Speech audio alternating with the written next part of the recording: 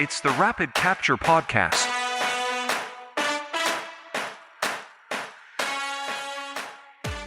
So welcome back to the Rapid Capture Podcast. It is episode 9 and it's been well over a month since we last did a podcast for plenty of legitimate reasons. One of them being that we got back from CES in Las Vegas at the beginning of Jan, and then towards the end of Jan, Alex decided he was going to go back off to America.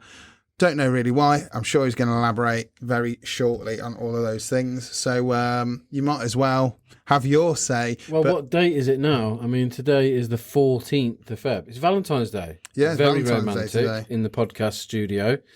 But yeah, we did CES and we did the podcast over there. That was interesting because we did it on a 360 camera instead of 2D. I think that was smoother, but maybe the edit was longer. Yeah, there were some definite challenges. I'm not going to lie. Let us know what you think. It's, at the end of the day, when it's just me, Thai Kicks, photogrammetry man, doing a podcast is literally just two faces to deal with. I'm spinning a 360 camera around a table of how many of us? Quite a few. So 5. It was a challenge.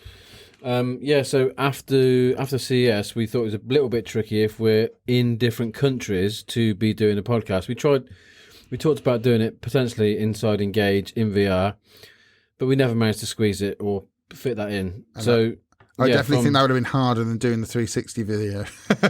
Probably a few more feeds to play with. But at the end of January for like 10 days, so yeah, from like the 20th till the 31st, I went to Los Angeles and filmed and scanned with Arizona State University. They asked me to go and teach photogrammetry to different students, immersive learning students, which was good. So we taught them how to use Polycam and reality capture and drone deploy and capture some 3D models, created some assets and bought them with Mary Matheson and Noni Della Pena, bought them into a WebXR platform so that they could see the process of scanning all the way through to putting it into VR within the same day, and it went really well. Can you tell me who those people are?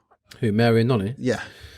Mary and Noni are professors of immersive media, journalists, and they're now working with ASU to create a course or a bit of a program around all the immersive technologies. And my big push with them was basically saying people can do this themselves now. You can do photogrammetry straight onto with your phones and into VR. And they've obviously done lots of amazing previous immersive work. So for me, it was great to be with them and teaching people VR with them. And in LA, there's just a crazy amount of stuff to scan in the streets. Like, you should not go to Skid Row on your own and try and scan things, probably. I did see that, and I was wondering whether you'd chosen to go and stay at the Cecil Hotel at one point. Well, there is a story around the Cecil Hotel and Skid Row.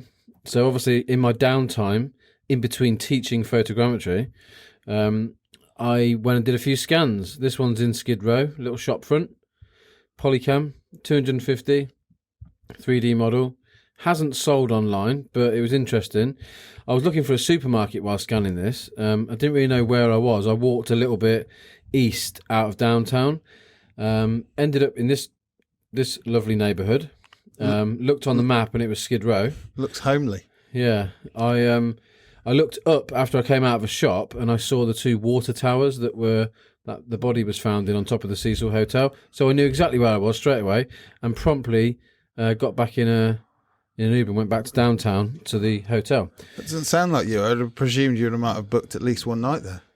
At least. Come on. No, the mystery wasn't quite the mystery, was it, that they always kind of made it out to be? It kind of like made that woman sort of looked scared to death, like she was being chased off by a ghost. But really, she's just completely just a bit all over the place. Very eerie, I think, to stand outside the place. It looks like it's been turned into sort of sheltered accommodation now. And they look like there was a few unsavoury characters outside. So it doesn't look like the hotels it's not a very thriving business at the moment. But I did do a bit of photogrammetry in Skid Row, which came in handy when we started doing teaching photogrammetry. But you had a wonderful time out in LA for 10 days plus or something like that, about 10 days ish. Yeah, it's awful with a Mustang convertible, it's a hard life. Yeah. Working over there. And where was I? I don't want to do it at all. Where was again. I? Where was I? You're probably in sunny England. I was languishing in freezing cold England. Were you on some crazy shoot that was like rubbish you didn't want to be on? No, actually, to be fair, we did do quite an amazing shoot with the orchestra from the Birmingham Royal Ballet, which was pretty cool. We're doing a project with them to create some kind of immersive experience. You know, there are people that maybe love those kinds of theatrical shows, you know, the art of it, the skill of the ballet dancers, and they can't come to the UK. So the reality is to create an immersive experience in both 3D 180 video, 6-off scenes, maybe of the stages of Nutcracker, Swan Lake, things like that, and give people an opportunity to be able to experience it anywhere. So this is a separate thing that River are working on to do, separate completely, whole different project that you've been doing with Kat and Dan and Scott. Yes, so that's not complete yet, but I got to go watch the ballet orchestra do their rehearsals down in London, and it was pretty amazing. Like, I wouldn't turn around and say in any way, shape or form that it's everyone's cup of tea, but when you're there and they're playing and they're all in harmony and everything, it's like I would be that one at the back who's playing a triangle and I just get it wrong, you know, like I'd be like the one out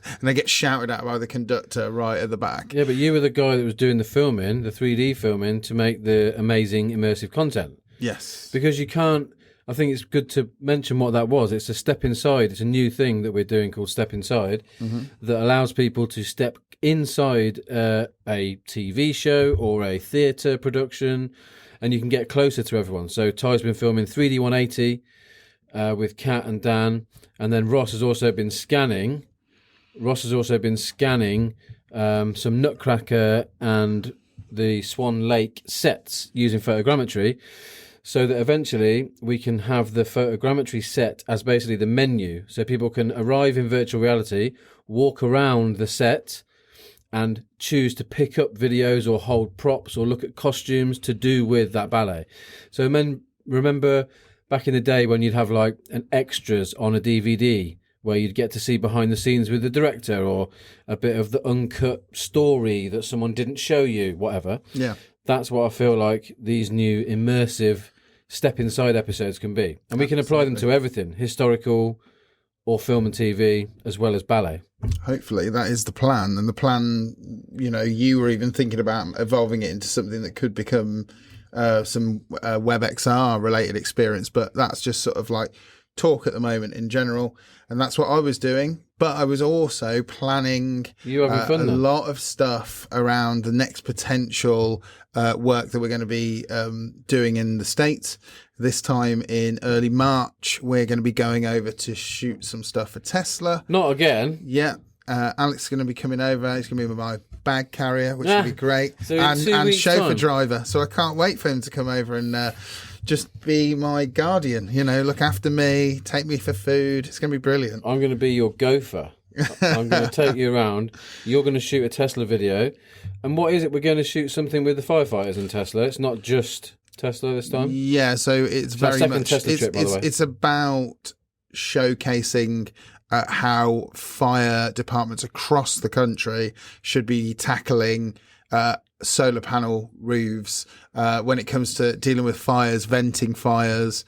They like to sort of break holes in roofs and vent fires out. From my experience of working with fire brigades in the UK, I always consider that anything that lets oxygen in is probably not the best thing, but I don't really get it. Maybe it's the case the fire is out and they're just looking to get loads of fumes out. I don't know. Venting the hot gases. We'll find out when we get there. You just don't really want to put oxygen when flames are still going, as far as I'm concerned. But, you know, we'll learn when we get there. But they also want to make sure they're not going to get electrocuted by these power solar panels that are on the roof. So we've got to go and shoot some of that. They're going to be smashing through. They're going to smash through the panels to get through to the roof. Panels ripped off, smash some holes in, get some axes out. Maybe might be some action there. Alex might be able to create some more TikTok videos. Oh, talking of TikTok. So we're going slipping straight into TikTok. Let's slip into what we normally do every episode, which is what scans you've been doing, which you've already showed a couple. What sales have you done? I've done quite a few. Oh, look, he knows he's keeping it quiet because he knows that he's got a few sales. I absolutely. Well, let's just talk sales first because killed Alex in the last month and a absolutely half. smash me on sales. So Battered. why don't you go first? Or do you want me to go first? I've sold one. You go first. I've sold one. Considering I'd sold none for about 2 months. Wait, what are we doing? I sold one 3D model. Yeah. Which I scanned using Polycam, and it is a plate of belly pork dinner. Oh, I thought Look at that. Initially, I thought it was just a dog poo.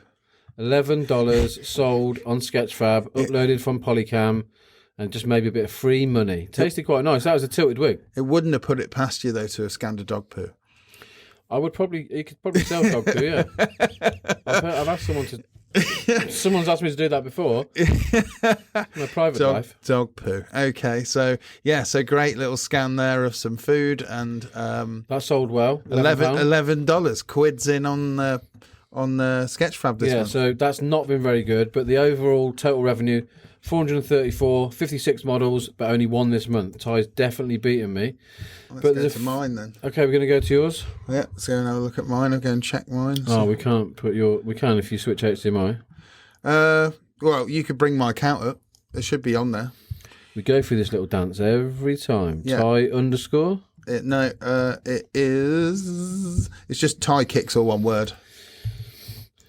There you go. Oh no, you've put a little slash. Put a little slash there. It's not the right thing. There you go. Good pro account. So I'll tell you what's gone this month. God, you need to do your thumbnails. I know I haven't done them for a while. I need to sort them out. But then you know why? Thumbnails. You know why? Because I got binned out from Polycam for a while, and now it's fixed. Finally has been fixed. So I need to sort this out. But yeah, since so I've sold 5 models since the 20th of January, which is pretty good. Firstly was the foam runner. That's like 20 days. Is the grey one. If you go, it's in the middle, I think it was. You would keep going. That one, the one with blue. So that one sold. Nice little dreamer. 16 is a beaut. And then straight after that, I sold another one. Sold that one. That one was the Jordan that was next to it. I think that one below. That one. This one? That's the one, yeah. What? So these are selling quite well now? So that sold. Not for much, though. I did a discount on that one. It was low budget. It's at $10 at the moment. And then... It's got a floor on it as well. The dream of 2 slightly borrowed... Alcatraz Island. Are they not on here? Yeah, Alcatraz Island is there. Little dreamer there. 200 views. 2 of them selling for $15 a piece. 2 of them. I'm going to go and get me one of them. Yeah. And I'm going to sell it as well. Yeah, dream. That one. Do you reckon, how's that been done? Was someone's drone? That's a drone, yeah, without a doubt. I mean, was it on... And they just put it on a green background. On Polycam? Yeah, look, you can see the water stops. Are you going to confess to what you've done?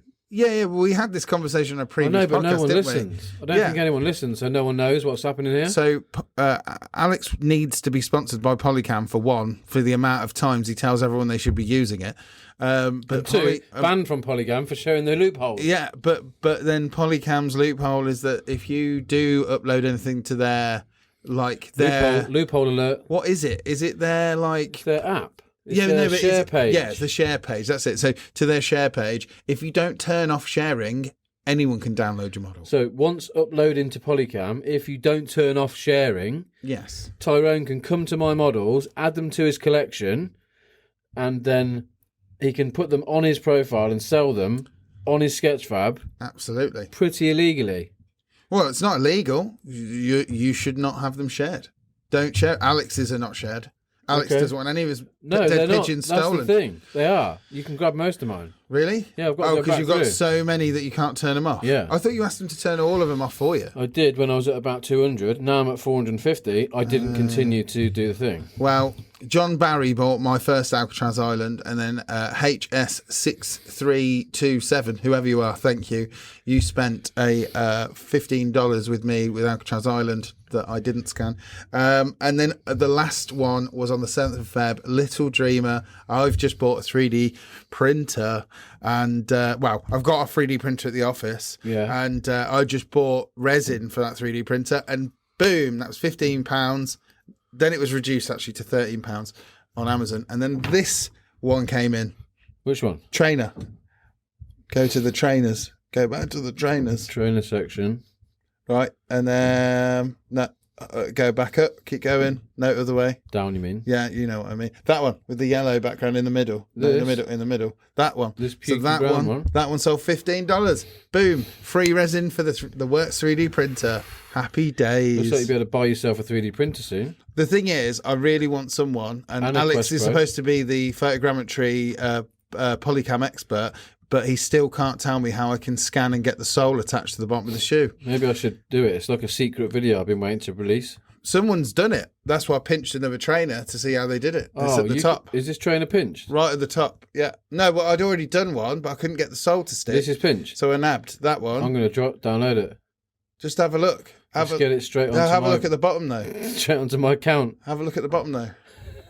I haven't even turned them off from downloaded, but look, Okay. perfect little sole on that. Okay. Or kind of, like the side's a bit ropey on the toe. Thanks, But- Polycam. Sketchfab, I'll have that one. I'll upload that. But yeah, There's so something five, going on here. The five people have really sold. got to sort it out. You cannot keep adding and then stealing all your things. So yes, Someone else said they've seen someone stealing my videos as well online. your videos. You saw that as well. Yeah. Wow. Someone just said on this live. And no credit as well, which was not fair, to be fair. Okay, so you've had a good month selling. Yeah. He's earned enough coffee for himself for the week. Yeah. Brilliant. So I guess TikTok carried on for me while I was in America. Well, this is what I was going to say. Any social hits before we hit the XR news? Yeah, I think the hits go off when we're in the US. We had something big pop off in Florida. Mm-hmm. It's at 12 million views now. That was that machine gun VR thing. And then I went back again, and at Arizona State University, they have a LED volume, which also has a floor as well as ceiling and the panel. No videos. Yeah.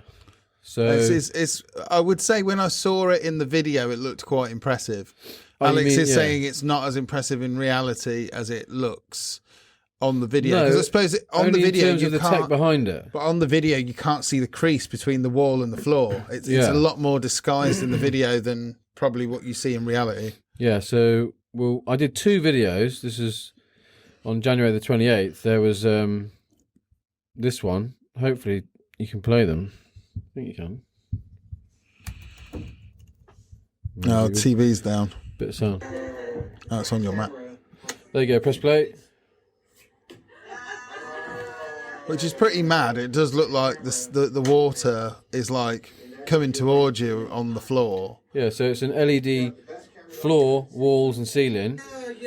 And it was amazing to see it. But that was a 360 video just wrapping around it. There was 2 versions of the video, but I think in the end, this one ended up doing like a lot overnight. And I think now it's at 8 million. But yeah, it went on Reddit as well, I think. People started seeing it on there. And it also went quite well on Twitter with like 1 million views. But yeah, it's impressive what goes off or not. It's really... Another one that went off was the scanning the whole town using a drone. It's all about like quick videos, sort of under 10 seconds. And I always recommend do about 3 or 4 a day. Just post loads and really quick. Yeah, Lee, you can go and pinch some models. They're available to steal until we go and turn them all off. So I'm about to do that soon. So yeah, that was the TikTok details for some TikTok. But I just want to give you a little bit of overview. Come on then. Look, we go last 28 days on TikTok. 19 million video views over the last 28 days. Alex's true Extreme. obsession. It's extreme. You see here where the 2 videos popped off, January the 28th, overnight. It was And then getting quite off. concerning though up till that point, wasn't it? Look, you had a big gap between your last big hitters.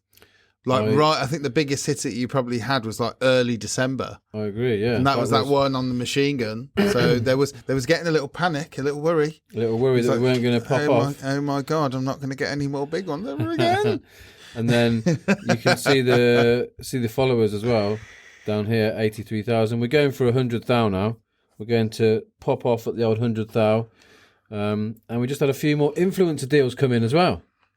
Not for the podcast though. We do need influence deals with the podcast. So, these are just Alex Tench influence deals. If Blue, Logitech, or anybody else, Razer, Rode, they want to send us some mics and bits and bobs, we'll happily put it everywhere. So we're early days in the podcast for that. Early days, but who knows? With Alex's TikTok influence, we might get there. We might get some brand deals. We could wear extra branding on our river tops if you want to get different branding on there. Yeah, we've got plenty of space, like a football team or an F1 team. Pushing the full Leica stuff at the moment. We could have it on our shoulders, and you used to have. You can have your name on the back.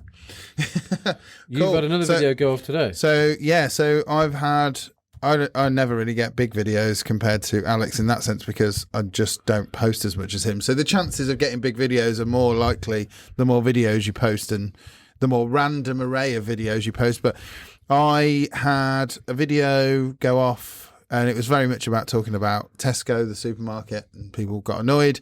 That did 7,000. It was interesting, but not quite as interesting as the ones that I did quite recently. One was about, I went to a military show. I took my son there to go and have a little look at some of the World War II and World War I gear, and that went to like 34,000. For me, that's a big one. Like average is 500. So, was that the chocolate one? What was that one? Tesco one? Oh, no. So the chocolate one's still going. That one's a today one. So I posted that out yesterday.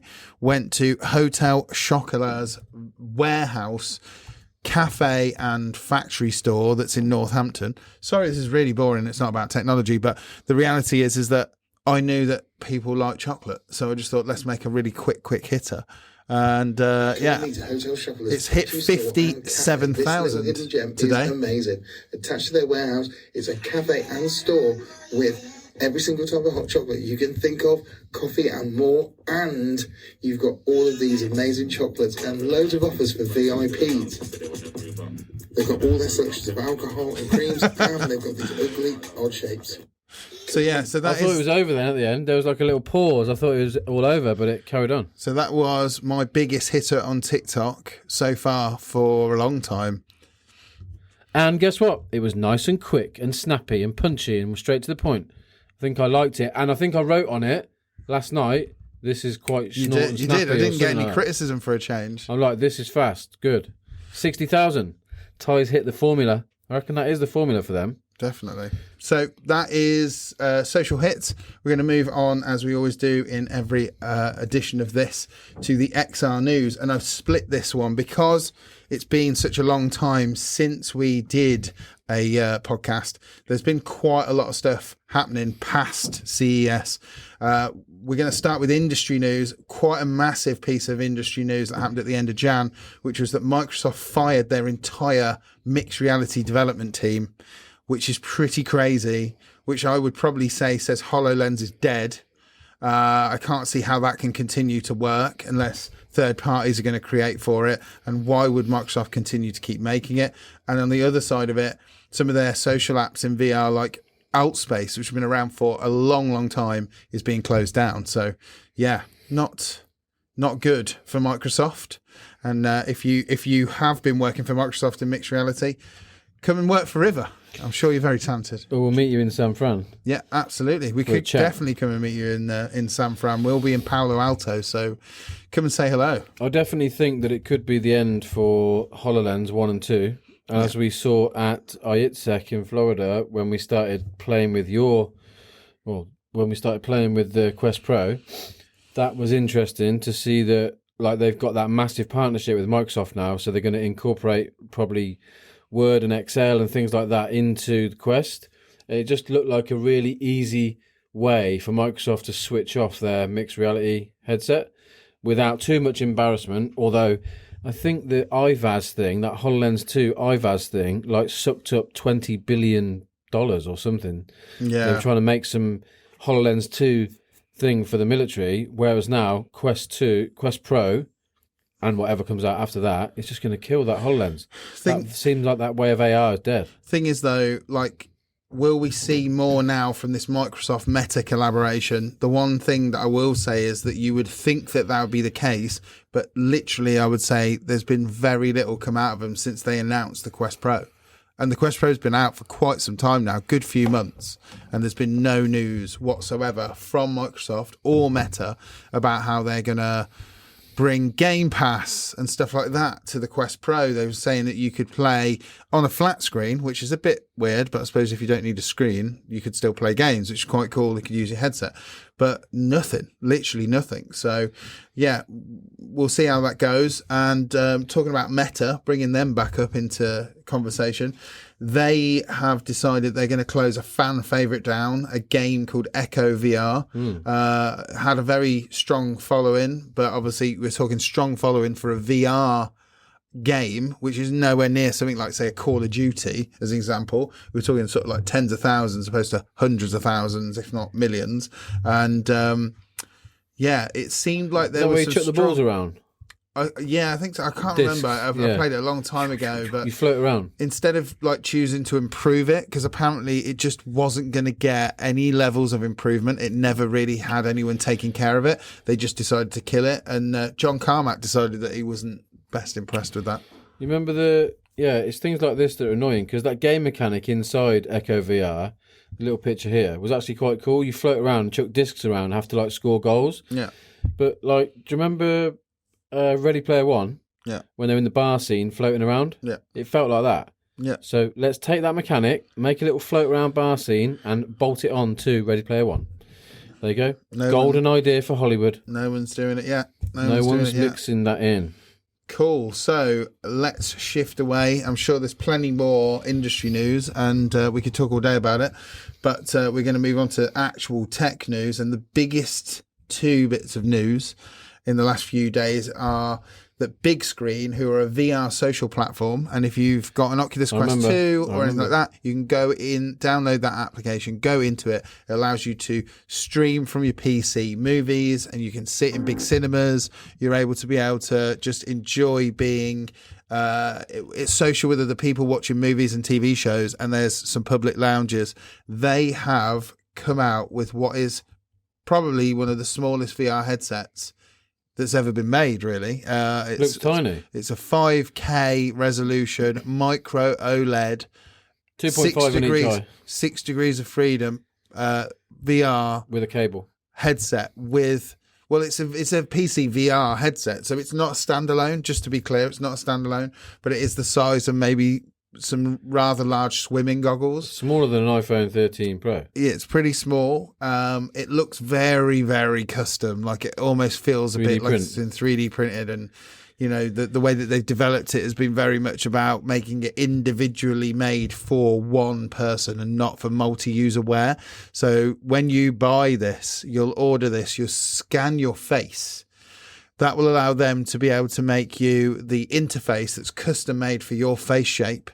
And then you will send them your stigmatism for your vision, and they will make sure that the pancake lenses that are in it have got the right prescription. So you'll be able to watch everything. I just saw index controllers.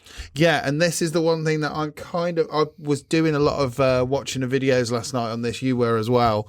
One of the things that I will say is that as much as it looks incredible, and we're going as close to like Ready Player One as we possibly can when it comes to a VR headset, this thing is great on one side of it for showing the potential of the hardware. If you didn't have a battery in it, it's not standalone and doesn't need all the hardware in it. On the other side of it, it still needs lighthouses. That's like taking it backwards to have to need lighthouses. It's not going to be particularly portable, so you're not going to take it anywhere with you. They will say that's what standalone's for. It's for your desk, isn't it? But you then have to pay for all those separate accessories. Like if you wanted, you need controllers. So you got to buy controllers, index controllers. I don't know if you can use other controllers with it. I'm not sure. It's based out of Steam VR, so you have to use Steam VR. Are they just waiting for someone to buy their company? I really don't know, but what I will say is that it is expensive. Like to just buy it as it is, it's a paperweight and it costs over £1,000+, and you can't do anything with it without that PC, without those lighthouses or anything. The balance looks weird on that picture. It looks photoshopped onto that woman's face. To be fair. It doesn't look right. It's sitting on her face. And all the reviewers that I've watched have a go on this, Thrill Seeker and people like that, have all turned around and said that they've all been in cahoots helping to develop it and things like that, but they still don't like the cable not kind of being threaded round and actually properly coming down the back, not tickling their ears. You know, it's called Big Screen Beyond. Big Screen Beyond is the name of the headset. I know, it feels like it should be called Beyond Big Screen. Yeah, maybe that would have been a better idea the other way around. But yeah, it's the lightest VR headset. It weighs like 100 and something grams, whereas like the Index weighed like 800. It's got a field of view that's comparable to the Quest 2, apparently. And apparently it's so light that you can just wear one strap around the back of your head and you don't have to worry. So, yeah, that sounds cool. I'm keen to give it a 127 grams. There we go. And it's only going to release in the US to start with in Q3 of this year. And it's not going to be cheap. I wonder if we'll see it in Orlando in November. Maybe. And then the second piece is Meta have just updated the Quest. So I presume Quest 2, Quest Pro, not Quest 1, because that was another thing whilst we've been away, is that they are kind of killing Quest 1. Like Quest 1 is kind of, yeah, I think it's kind of like come to the end of its days. And I think that they're kind of basically trying to tell people that it's time to upgrade. They have now done a V50 software update that allows you to have direct touch. What is that? So that sounds interesting. Yeah, you can use your fingers on a keyboard. You can use your fingers on a keyboard. You can touch screen on a browser. Oh. So it's going to give you a completely transformative experience. This is good for WebXR. Really, really interesting how you can use your hands whilst holding your controllers. Did you see that? You're still holding your controllers, but you could just point and prod at keys if you wanted to just type something in, which would be, that thing is going to be great. If it is good and responsive for like, you know, I just need to type that Wi-Fi password in. Not click, Yeah, or click. www. Pain in the bum, that. So. Google.com is the only site I view ever in WebXR. Oh, shut up. There's loads of others I reckon you've been on. WebXR is going to be the future. X. Who needs an app store? You do not need to go through an app store on Steam or Quest. Anyway. www.ph.com. So that is going to obviously lead to new things going down the line in terms of using touch-based interactions, and I'm sure that we're going to see more out of companies like Apple in the very near future with what they're going to be showing. Rumours are that that's not going to have controllers, so maybe they've got some amazing intuitive touch interactions. So yeah, that was the XR news. Lots more, I'm sure, coming very, very soon into 2023, and we're just going to like hop into our main topic, which Alex has no idea, so I'm dropping it on him. Always like to kind of give him some surprises, but we're going to be talking about creating AR historical exhibits, talking about big fan what we're doing with that at River, how we've embarked on a mission to create an AR installation about the Great Fire of Warwick, which, if you don't know, happened on the 5th of September in 1694.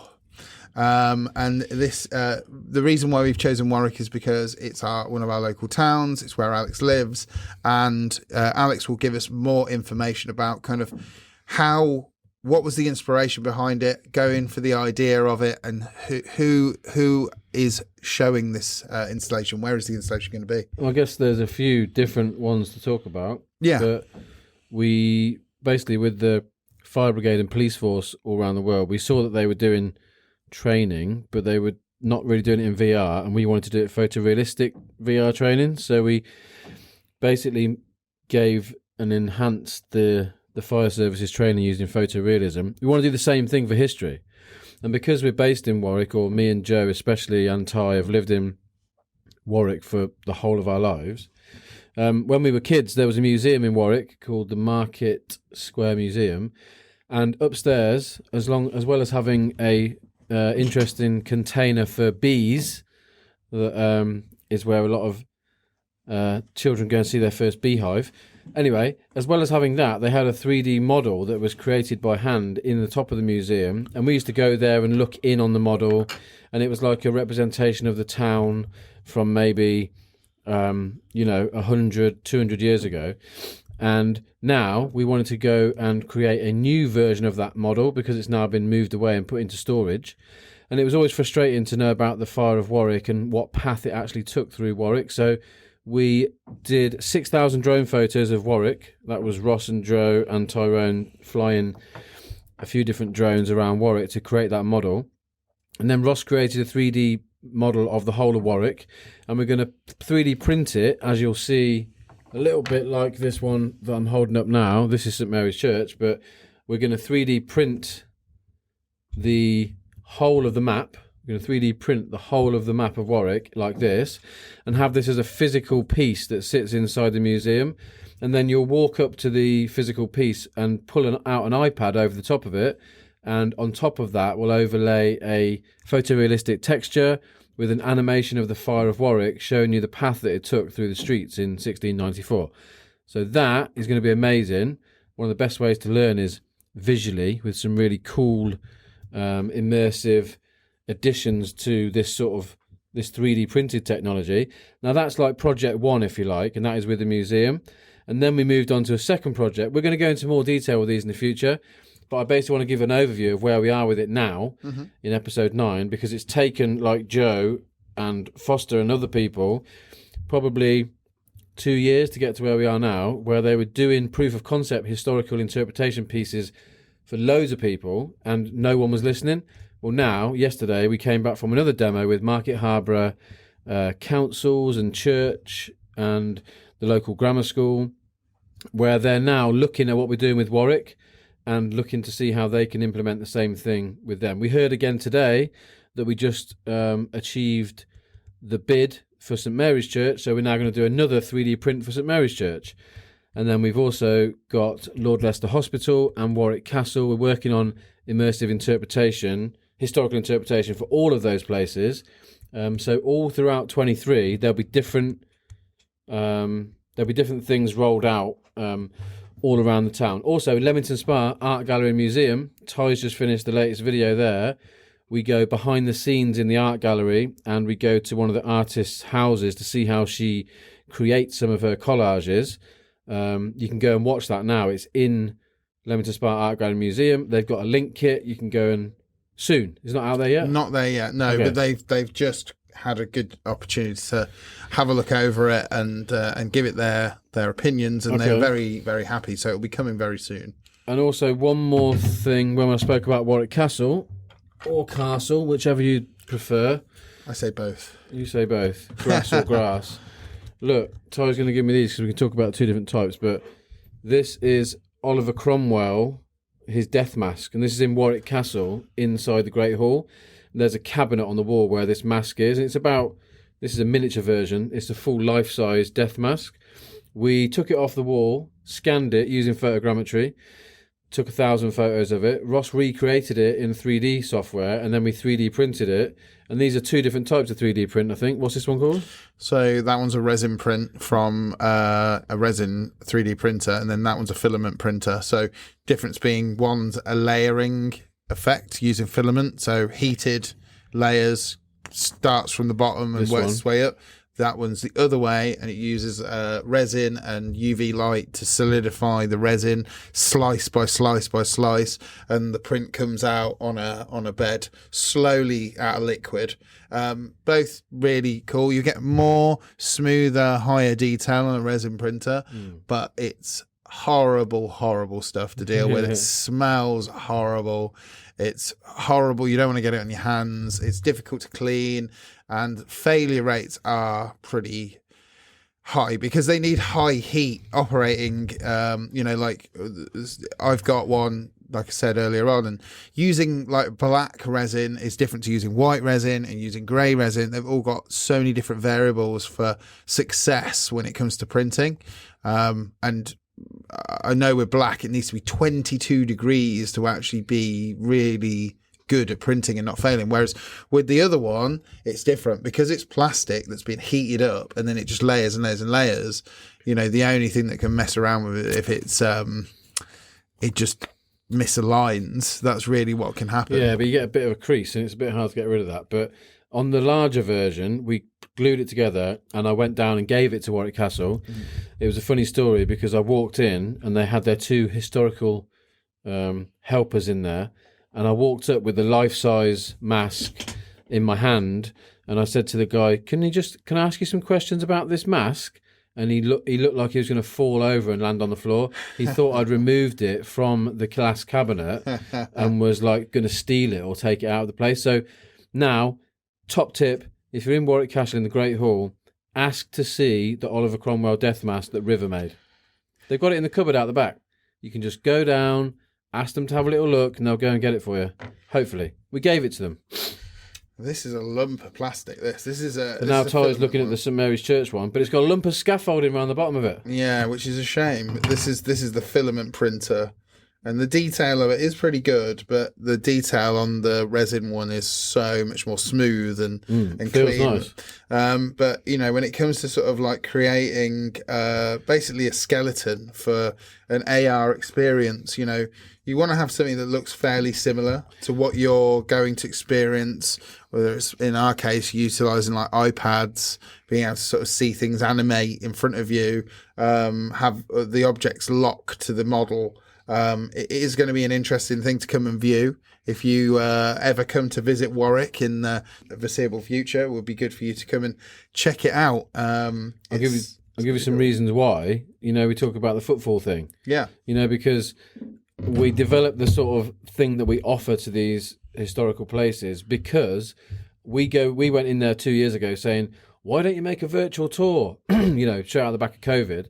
Why don't you make a virtual tour so that everyone can experience your place in VR and walk around it and have a look around and see some videos? And then we could charge for it. It could be $3.99. But then a lot of the venues were like, well, we want people to come back to us in real life, in person, you know, spend some money with us and come here. So they needed to have something that would revitalise the experience of them actually coming to the venue, which is what this is. You walk in and see a plain model on the table and you're like, okay, that's interesting. I can have a little look around the model. Yeah. I know this place. You're on your feet. You've walked in. You can now like donate a little bit, but now you can see extra stuff. Yeah. So with the St Mary's one in front of you now, the one that I was just looking at, the idea with that is to show the stage of the church over 3 different time periods. You know, back in the day, 1,000 years ago, what it was like before the fire, and again after the fire. And this is what we can do in augmented reality. We can change what people see on the iPad. And do you want to tell us where we learnt about that? Yeah, and this is what I was going to say. We don't have any videos of what we've done so far yet. Whether we can even show it, I don't know. But if not, then maybe there's some videos showing what gave us that inspiration. The inspiration being that we went to Apple Park. This was in 2020 now, wasn't it? It's quite a while ago. Went to Apple Park and we went to the visitor centre.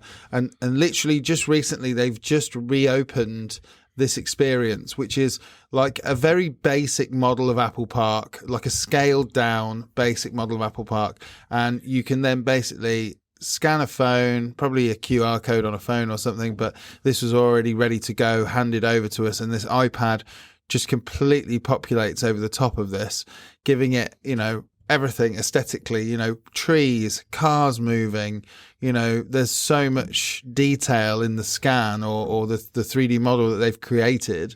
I'm sure it's not a scan, actually. I'm sure it's just a 3D model. There you go. You can flip back to the original there, you see. But look, the model that you're waving your iPad over is just very plain and basic. You can see it's an outline of something, but, you know, it doesn't look anywhere near as good as when you wave the iPad over it. And this is the thing that's cool. And this is what we are replicating in Warwick, but also giving it some historical background and showing off something that's related to the town in a historical sense. So thanks, Apple. Thanks for the inspiration. Yeah, thank you. We're now rolling it out across the UK. Yeah. And you know, it would be really, really cool to speak with people from Apple. We've always tried our very hardest to speak with people from Apple and never really had an opportunity. We want to try again. We will be there again in March. So we can take this demo with us and say, look, Apple, we want to make an experience like we saw in your visitor centre. In fact, we're already doing it. At the end of the day, it's only really because we're into the same stuff. It's not about anything, you know, untoward or anything that means that we're trying to come and steal secrets or anything like that. It's very much just about speaking to people that get what we do and get a new t-shirt, love what we do, love what they do, and yeah, maybe get a new t-shirt. I'd like one. They had no sizes last time for me, so I was a bit gutted. We're becoming regulars at the Apple Visitor Centre for a light coffee and bite. Yeah, I like a coffee that's got a little Apple logo on the top of it. So, and walking around putting our AR link kits around the place. Shit, maybe we're getting too posh. Tyrone, should we pop down to Apple campus to have a to have an apple coffee. Actually, do you remember their little cake in there? Lemon cake. It was decent. That was absolutely Dream City. Yeah. So, yeah, that was just kind of a little bit of a... Off topic. No, it was. It was the main topic. I thought it might have been quite cool to get Joe in, but I think that he's too busy working away, getting that all done. But maybe at another time when we're close to the launch of getting it all put out there, and we've got some amazing visuals to show you on the screen, we'll get Joe in and he can go over it and really kind of give all of his heart and soul, and Ross, get his heart and soul into it, have a proper podcast all about that. But I wanted to kind of just give you guys a bit of an idea of one of the cool things that we're doing into 2023 in just one sector that's not predominantly, fire, police, security or anything like that. And it's really good to have been back on the pod. Episode 9, been brilliant. And we'll do another one hopefully next week. I think we can get back on schedule now because it's a little bit... And even when we do go away on the 4th of March, back to San Fran, surely that week we can do one in San Fran. We will absolutely It'll be try. me and you in San Fran. We will have the equipment. We could do it from Alcatraz Island. Oh my on God. The island. We need power. The cameras have power. We can pre-record. We can do something. Maybe, we'll have something from there. Okay, so we'll release this again and we'll see everyone in a week. Bye-bye. For some more scanning. Goodbye now. Bye now.